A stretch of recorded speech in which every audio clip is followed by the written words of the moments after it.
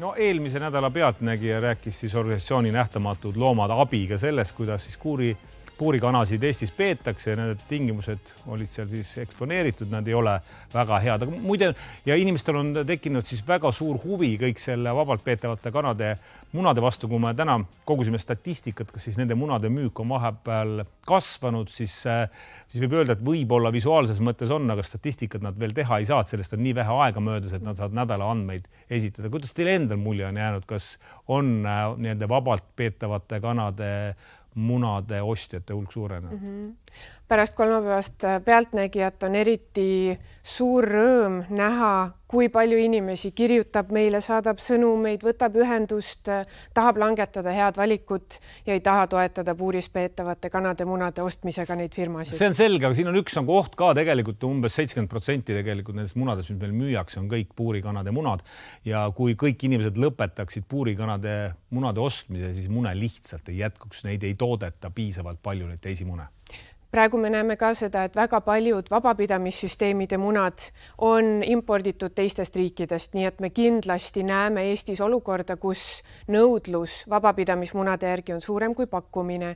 Nii et see on üleskutse Eesti hakkajatele ettevõtjatele toota pigem vabapidamissüsteemidest mune. Me näitame siin häirivaid kaadreid ka televaatajatele lihtsalt olgu hoiatuseks, et need kõik seda näevad. Samas ei tee need ettevõtjad midagi valesti, nad ei riku mitte ühtegi seadust. Nad võivad puuris kana pidada, nad võivad neid müüa, nad ei ole kuidagi mitte ühegi reegli vastu eksinud. On eksinud. Ühele kanale on umbes A4 jagu ruumi seaduse kohaselt. Enamus tootjad ei anna paraku sedagi, mis tähendab seda, et need kanad on seal tihti teineteise otsas hunnikus ja nii edasi. Ja see on viis, et kui Eesti elanikud seda näevad, nad ei toeta. Ja ostuotsustega kindlasti ka ma käisin nüüd kauplustes otsimas vabapidamiskanade mune ja need letid on tühjad, nii et inimesed kindlasti hääletavad ka rahakotiga, et toetada paremaid lindude pidamistingimusi. Pidamistingimused on siis sellised, nagu sealt loost nähtud ja mida siin kattes ka näete, aga vaatame üle tegelikult see kõik, mis pakendi peal kirjas on, see tegelikult ei vasta ka sisule. Ma saan aru, et te olete tuvastanud ka selle, et kui kirjas on, et need on kuskilt talumunad, kollased munad kuskilt maatalus, siis see tegelikult ei tähenda mitte midagi, kui ma aru saan, jah? Tasub tõesti olla põhjalik, kui vaadata, milliste munadega on tegu. Meil on Eestis kauplustes lettidel näiteks pakkumisel talumunad. Tundub ju tarbijana, et mis siin halvasti saab olla ja kui vaadata munal olevat templit, siis sa saad teada, et see pärineb ikkagi tööstuslikust puurikanalast. Ehk siis tootjad võivad nimetada neid munakarpe talumunadeks, õnnelike rohumaa munad, mis iganes ja see ei anna tegelikult tarbijale seda infot, mida tarbija tahaks teada. Nii et kui te tegelikult tahate osta mitte puurikana muna, kui teil selline soov on, siis tegelikult need munad on tegelikult markeeritud, et tuleks muna välja võtta juurde. See nõuab siis natukene jõupingutust, et me näitame, kuidas siis munad markeeritud on. Ma kujutan ette, see tuleb paljudele väga suure üllatusele. Mullegi tuli see väga suure üllatusele, et neid on suisa 4 eri kategooriat ja siin on see siis numeratsioon olema, siin on nii halvasti tegelikult seda näha, ma vaatan praegu, et siin on nagu parem, et munad on ümmarguseks, neile see tempel peale panna ei olegi nii lihtne. Näete, siin on see siis numeratsioon ilusti peale, et kui see kaamera saab äkki veel suuremaks selle zoomida, siis on näha, et mida ma siit siis Kristiina välja loen. Ja,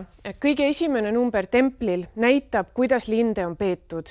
Kui sa pakendile võid kirjutada õnnelikud talukanad, mis kõik veel, siis selle templiga sa ei saa tarbijale luisata midagi.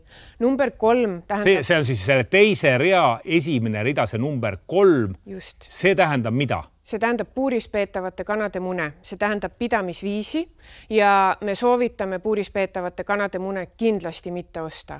Meie tiimi liikmel on selle kohta väga hea luulerida, 3 on julm, nii et see on see kood, mis tasub poes riiulile jätta, et anda tootjale tagasisidet, et nad läheks üle vabapidamiskanade munade tootmisele. Siin on nüüd 3 karpi selle 3 koodiga, siin on näiteks peremunad Tervist Eestimaa kanadelt on 1 karp, siin on näiteks seesama number 3 templiga on kodukoha kanamunad, siin ei ole mingi suurt eksitust siin peale ei ole ja siin on näiteks ka 10 värsket maamuna Lõuna-Eestist Põlvamaalt, aga tegelikult kui me selle karbi nagu lahti teeme, siis ka me siit leiame, et see Pruunidel munadel on veidi keerulisem lugeda ja kui sealt vaadata, siis kõige esimene number näitab, et tegu on puuris peetavate kanade munadega ja tagasiside, mis me tarbijatelt oleme saanud, et sa oled siiras inimene, tahad parimat ja kui sa loed pakendilt Lõuna-Eesti maamunad, miks sa peaksid arvama, et tegu on puuris peetavate tööstusliku tootmise,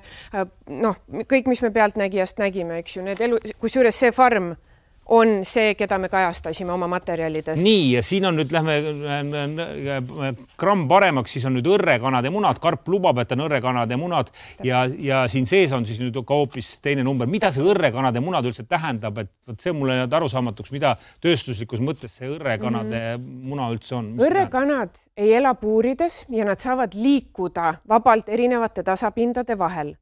Kui on valida, siis me kindlasti kutsume üles eelistama puuris peetavate kanade munade asemel pigem õrrekanade. Ja siin on number 2 siis? Number 2 on esimene ja see tähendab, et nad on elanud viisil, kus nad ei ole selle A4 pinna peale kitsa straatpuuris vangistatud ja neil on võimalus varjuda õrrel kõrgemale tasapinnale, mis on kanale hästi oluline. See on tema asi, mida ta tahab heaoluks teha. Nii et number 2 munade ostmine on ka täiesti okei.